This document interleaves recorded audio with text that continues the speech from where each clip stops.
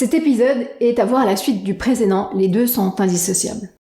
Dans le dernier épisode, on a rappelé que les Juifs ont multiplié les provocations à l'encontre du nouvel État islamique en s'attaquant à ses symboles, ses sacralités, et en tentant de faire naître des conflits au sein de la société même, et même de s'allier avec l'ennemi. Pourtant, les commandements de Dieu, Fa'fu wasfahu hatta ya'ti Allahu bi amrih, révélés 2 mois à peu près avant la bataille de Badr, qui oppose les musulmans à la tribu de Quraysh, ces commandements ordonnent de manière surprenante de pardonner aux Juifs et de s'en détourner.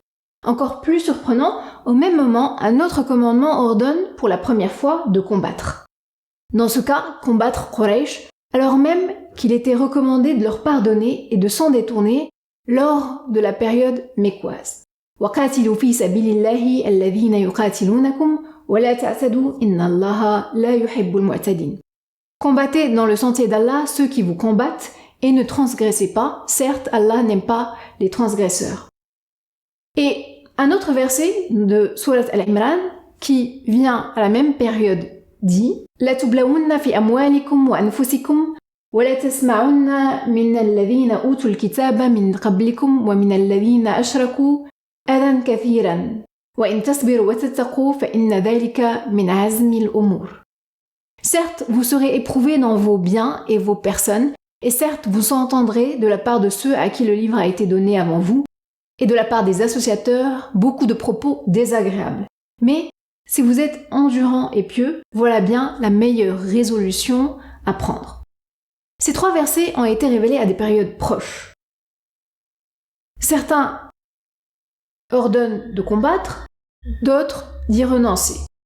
On se demande alors qu'est-ce qui détermine les conditions de combat et qu'est-ce qui détermine la nécessité d'y renoncer. Quelle différence entre les 2 ordres? Eh bien, si on s'intéresse aux faits historiques de la période As-Sira an-Nabawiyya, on observe que les musulmans sont en période de guerre ouverte avec les Quraysh. Les tensions sont accrues, il y a eu 9 confrontations avant la bataille de Badr, sans mort, sauf la dernière. Sariyat al-Nakhla, le raid de Nakhla, qui a compté 1 mort dans la tribu de Quraysh, 2 prisonniers capturés et même une caravane capturée. Quraysh, la tribu qui a la plus grande notoriété, est battue par les musulmans. C'est un grand choc parmi le reste des tribus arabes. Même si on ne compte qu'un seul mort, la région est sens dessous après cet événement. Ce raid de Nakhla est la première confrontation armée. Après cet événement, le tout premier ordre de combattre est donné. وَقَاتِلُوا فِي سَبِيلِ اللَّهِ الَّذِينَ يُقَاتِلُونَكُمْ وَلَا تَعْتَدُوا إِنَّ اللَّهَ لَا يُحِبُّ الْمُعْتَدِينَ.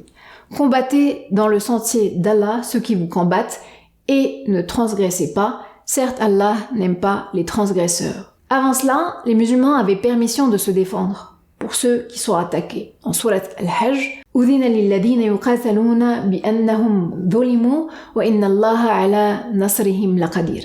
Autorisation est donnée à ceux qui sont attaqués de se défendre parce que vraiment ils sont lésés et Allah est certes capable de les secourir. Et il faut savoir qu'avant ce verset de permission de combattre, pendant la période mécoise, tout combat était proscrit, interdit. Maintenant, non seulement le combat est permis, mais il y a obligation de combattre. L'obligation de combattre est donnée et soulignée par un autre verset encore, Kutiba alaykumul qitalu, le combat vous a été prescrit, et il vient dans la sourate de la vache, c'est le verset 216. Alors pourquoi ce revirement? Tout simplement parce que les Quraysh n'allaient pas rester impassibles au raid choc de An-Nakhla, qui représentait une rupture. La guerre est désormais officiellement ouverte, et donc voilà pour le contexte historique. Maintenant, les conclusions qu'on peut retenir de ces événements et des changements d'orientation qui les accompagnent, c'est que cette sourate que j'ai qualifié de manuel d'apprentissage, est là en train de faire aux musulmans un apprentissage du sens des priorités. Oui, les juifs méritent d'être combattus, mais à ce moment-là, une guerre contre Quraysh est ouverte. Il n'est pas stratégique d'ouvrir plusieurs fronts. Une fois qu'on a fini avec Quraysh, alors peut-être pourra-t-on s'occuper des juifs qui ont effectivement commis des excès. Mais peut-être aussi que les Juifs auront corrigé leur attitude suite au résultat de la guerre avec Quraysh, où il faudra leur livrer combat effectivement. Fa'fu wasfahu, mais hatta ya'ti Allahu bi amrih. Pardonnez, oubliez, mais j'ajoute le mais, jusqu'à ce qu'Allah fasse venir son commandement. On pardonne et on se détourne des excès des Juifs en attendant l'ordre de Dieu qui variera en fonction que les Juifs se repentissent ou pas. En l'occurrence, les Juifs ont persisté dans leurs excès. En fait, ils s'étaient retrouvés isolés et ils complotaient pour faire tomber l'État islamique. Et l'ordre de Dieu est venu assez rapidement. Après Badr d'1 mois, soit 2 mois après la révélation du verset ordonnant le pardon, eh bien, l'ordre vient. Que s'est-il passé ? En fait, le prophète a essayé de trouver des compromis en les rassemblant et en leur donnant l'exemple de la bataille de Badr. Leur réponse, je lis en arabe parce que j'ai trouvé une phrase entre guillemets en arabe mais sans traduction, je traduirai grossièrement après. Je lis donc. Ya Muhammad, la yaghurrannaka min nafsika annaka qatalta nafran min Quraysh. كانوا أغمارا يعنون قلة خبرتهم في الحروب لا يعرفون القتال إنك لو قاتلتنا لعرفت أن نحن الناس وأنك لم تلق مثلنا. C'est toujours très dans un esprit gamin. En gros, Mohamed ne pense pas avoir gagné des galons en ayant gagné Quraysh. C'est que eux, ils ne savent pas combattre. Mais si tu nous combats, alors tu comprendras que nous, on est les gens du combat. En gros, quoi. Et alors, Banu Qaynuqa sont les juifs qui se disaient ennemis des musulmans de manière frontale et s'efforçaient à diviser la société et encourager la désobéissance. Donc c'est l'une des tribus des juifs, Banu Qaynuqa. Et il va y arriver un événement qui va être la goutte d'eau qui va faire déborder le vase. Une femme musulmane qui faisait son shopping chez un marchand juif a été dévêtue et moquée en public. Alors il y a toute une histoire par rapport à ça, c'est intéressant d'aller voir. Mais en gros, la situation est embrasée et suite à ça, la forteresse des Bani Qaynuqa a été assiégée et ils ont fini par se rendre. Et au final, les Juifs ont été chassés de Yathrib al-Madina. La leçon est qu'il ne faut pas ouvrir plusieurs dossiers en même temps, ne pas multiplier les fronts pour ne pas courir à sa perte. Rationaliser, stratégiser, prioriser, réfléchir, c'est ce qu'on est en train d'inculquer aux musulmans. Ce n'est pas parce qu'on peut s'imaginer que Dieu est avec nous qu'on peut faire fi de la prudence, et ce, d'autant plus que d'autres ennemis observent et sont prêts à combattre les musulmans. Ce sont d'autres tribus, mais aussi des ennemis plus forts, notamment les Perses et Ar-Rum.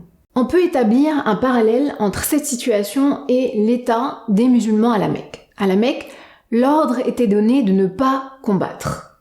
Dans Surat Al-Hajr, qui est mécoise, Fasda' bima tu'mar wa a'rid 'anil mushrikin. Expose donc clairement ce qu'on t'a commandé et détourne-toi des associateurs. Quoi qu'il arrive, pas de combat. Parce que la communauté islamique n'est pas assez forte, on a tué des musulmans, mais il a fallu être patient, malgré les pressions et la volonté de quelques musulmans de combattre. Il a fallu user de prudence parce qu'on a besoin de nombre pour répandre le message. On ne peut pas à ce stade-là perdre du nombre. On est en train de construire une communauté. Voilà pour le parallèle. Du reste, remarquons que l'idée de renoncer au combat, dans les versets qui invitent à renoncer au combat, est accompagnée de l'ordre d'accomplir la salat et acquitter la zakat. Le verset qui vient d'ailleurs à la suite de l'ordre de pardonner et se détourner des juifs est وَأَقِيمُوا الصَّلَاةَ وَآتُوا الزَّكَاةَ وَمَا تُقَدِّمُوا لِأَنفُسِكُم مِّنْ خَيْرٍ تَجِدُوهُ عِندَ اللَّهِ إِنَّ اللَّهَ بِمَا تَعْمَلُونَ بَصِيرٌ. Et accomplissez la salat et acquittez la zakat, et tout ce que vous avancez de bien pour vous-même, vous le retrouverez auprès d'Allah, car Allah voit parfaitement ce que vous faites. L'idée de renoncer au combat est systématiquement accompagnée de la recommandation d'observer ses obligations religieuses de manière pieuse. Même chose d'ailleurs pendant la période mécoise. Dans Surat An-Nisa, qui est mécoise, pour renoncer au combat, on demande aussi d'accomplir la salat et la zakat. Je lis le verset. Alam tara ila alladhina qila lahum kuffu aydikum wa aqimus salata wa atuz zakata falamma kutiba alayhimul qital, etc. N'as-tu pas vu ceux auxquels on avait dit abstenez-vous de combattre, accomplissez la salat et acquittez la zakat. Puis, lorsque le combat leur fut prescrit, voilà qu'une partie d'entre eux se mit... Après, donc c'est un autre contexte, mais là ce qui est intéressant, c'est de voir l'association systématique entre renoncer au combat et le substitut, c'est en fait d'accomplir la zakat et de faire sa prière. Pourquoi les deux sont liés? Qu'est-ce qui se cache derrière ce lien? C'est le sujet du prochain épisode.